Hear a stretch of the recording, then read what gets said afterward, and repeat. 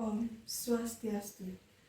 Perkenalkan, nama saya Niputu Cynthia Pramesti Dewi, nomor absen 4 dengan NIM 2311031052 dengan jurusan S1 Pendidikan Guru Sekolah Dasar dari kelas A2 Bangli semester 4. Om Swastiastu. Perkenalkan, saya Niputu Sani Trisnawati dari SD kelas 5. Panganjali. Om Swastiastu. Berdoa mulai. Berdoa selesai. Baik, apa kabar? Baik. Nah, pada pertemuan hari ini kita akan membahas mengenai materi bab 8 Bumiku Sayang, Bumiku Malang pada topik A mengenai bumi berubah. Seperti yang kita ketahui, bumi itu selalu mengalami perubahan. Nah, perubahan ini bisa terjadi secara alami dan tanpa peran dari manusia. Penyebabnya yaitu peristiwa alam. Nah, sebelum lanjut, apakah kamu tahu apa itu peristiwa alam? Menurut saya, peristiwa alam adalah kejadian atau fenomena yang terjadi secara alami di alam. Nah, peristiwa alam itu terjadi bukan karena pengaruh kegiatan manusia, sehingga kita itu tidak mampu mencegah terjadinya peristiwa tersebut. Banyak sekali contoh peristiwa alam, seperti beberapa peristiwa alam yang sering kita ketemui dan sering terjadi dan mungkin juga disebut dengan berbahaya, yaitu seperti gempa bumi, gunung meletus, dan gelombang tsunami. Sebelumnya tahu tsunami? Tidak. Tsunami itu gelombang laut dahsyat yang terjadi karena gempa bumi atau letusan gunung api yang berada di dasar laut tersebut. Seperti peristiwa alam ini terjadi karena aktivitas yang ada di dalam bumi sehingga kita tidak dapat tidak dapat dilihat oleh manusia hanya dengan mata. Nah, seperti contoh gempa bumi dan gelombang tsunami, kita tidak bisa melihatnya. Bisa juga karena aktivitas yang terjadi di bagian luar bumi dan terdapat tanda-tanda yang bisa kita amati. Misalnya seperti gunung meletus, angin puting beliung. Sebelumnya tahu nggak angin puting beliung? Tidak. Angin puting beliung itu merupakan angin yang bergerak dengan cepat yang memiliki tekanannya tinggi. Nah, seperti tapi itu beda dengan badai. Kalau badai itu angin kencang yang menyertai dengan cuaca buruk. Bisa dipahami sampai situ? Bisa. Nah, untuk bentuk dari peristiwa alam itu bisa bermacam-macam. Peristiwa alam itu bisa terjadi di darat, laut, maupun udara. Contohnya, seperti guncangan bumi yang terjadi di darat, lalu naiknya permukaan di air laut, dan angin yang berhembus di udara. Namun, tidak semua peristiwa alam itu bisa menjadi bencana alam. Nah, sebelumnya tadi kan kita sudah membahas mengenai peristiwa alam. Sekarang, kamu tahu nggak apa itu bencana alam? Bencana alam adalah bencana yang disebabkan oleh peristiwa atau serangkaian peristiwa alam.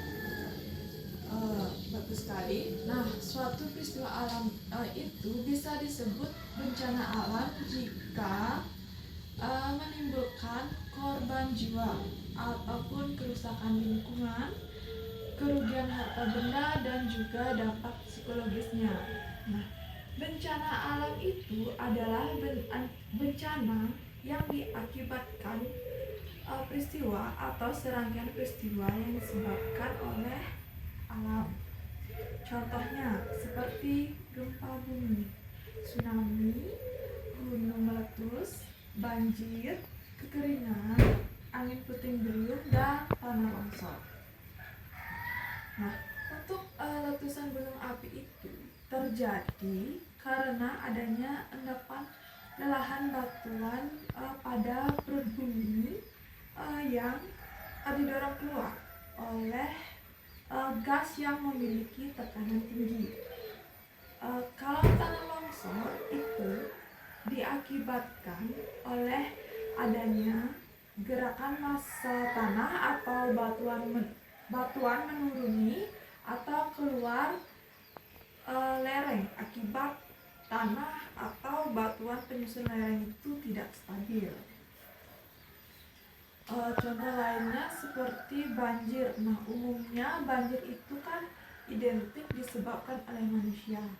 Namun, banjir itu juga bisa disebabkan oleh faktor alam, seperti volume air yang meningkat sehingga daerah atau daratan itu menjadi terendam. Volume air itu dapat meningkat dikarenakan mungkin curah hujan yang terlalu deras dalam waktu yang lama, ataupun bisa naiknya permukaan laut. Seperti yang kita ketahui, di mana Indonesia itu merupakan negara yang rawan terhadap bencana, terutama seperti yang kita sering alami, yaitu gempa bumi.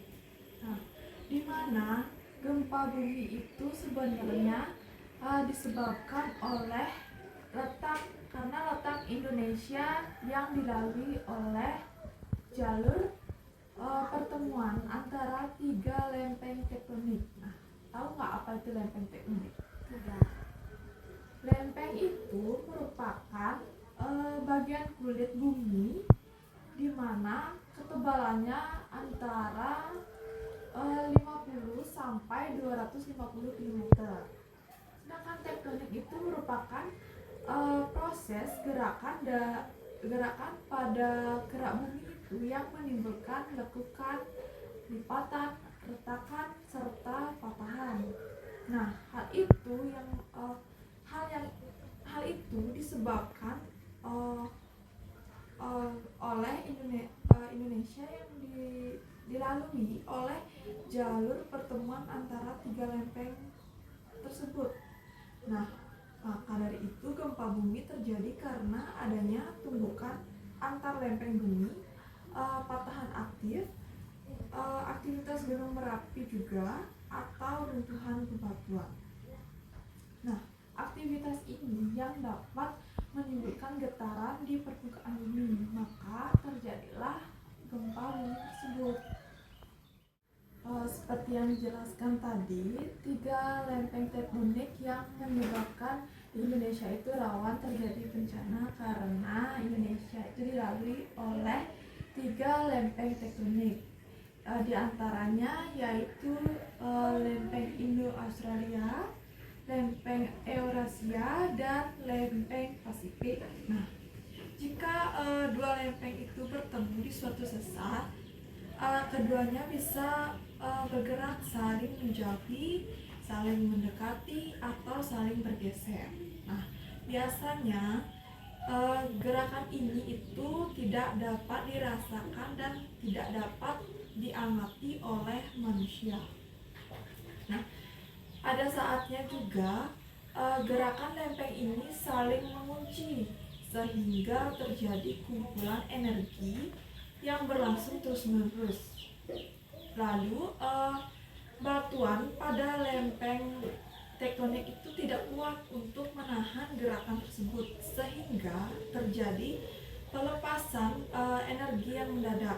Nah, saat itulah terjadinya peristiwa yang disebut dengan gempa bumi. Selain itu, gempa bumi itu juga bisa diakibatkan oleh aktivitas gunung api. Nah, Saat gunung api melakukan aktivitas vulkanik yaitu erupsi, gunung api itu akan mengeluarkan awan panas, hujan abu, lava, gas beracun, dan banjir lahar. Nah, gempa bumi dan letusan gunung api itu dapat mengakibatkan bencana alam lain, seperti contohnya tsunami. Nah, tsunami ini berasal dari bahasa Jepang yang berarti gelombang ombak lautan. Nah, penyebab tsunami ini paling banyak dikarenakan karena gempa bumi yang berada di dasar laut. Nah, gempa bumi tersebut mengakibatkan rangkaian gelombang laut yang mampu menjalar dengan kecepatan hingga lebih sekitar 900 km per jam. Nah, ketika gelombang sampai daratan, semua itu akan menyapu dan menghancurkan semua yang dilewati. Nah, sekian penjelasan dari Ibu untuk bisa dilihat bukunya pada halaman 219. Di sana terdapat tabel informasi bencana. Ibu akan menyuruh kamu untuk mengisi tabel tersebut, contoh nama bencana alamnya apa, akibat dari bencana alam itu apa, dan tempat terjadi bencana alam itu di mana. Untuk itu bisa dipahami. Baik, jika bisa silakan untuk mengerjakan tugasnya yang diberikan.